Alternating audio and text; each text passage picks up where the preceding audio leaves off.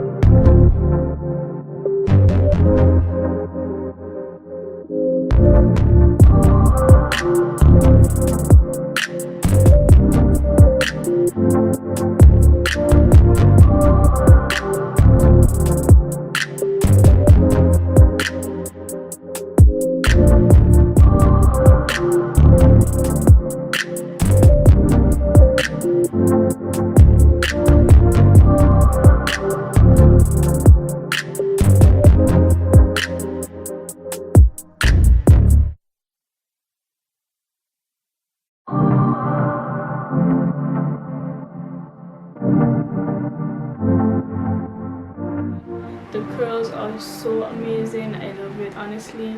And I actually use this headband with just straight on when your girl having a bad hair day, because you already know it be happening, especially with 4C here. We would be having bad hair days, and you wouldn't even tell that I have 4B here because the curls actually go so well with my edges. Tell me, what do you think about this wig? And if you think that it's a good investment, especially if you're having bad hair days. Don't forget to like, comment, subscribe, and I'm gonna see you guys in the next YouTube video. Stay tuned.